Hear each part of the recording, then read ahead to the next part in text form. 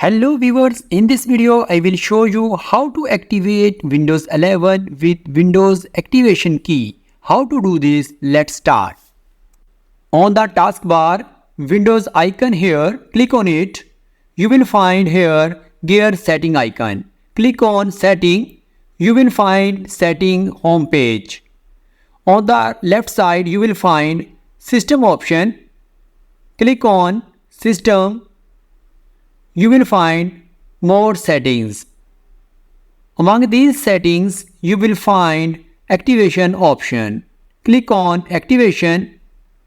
You will find here two main options. You can check here activation status and you can also register your window by enter product key from here.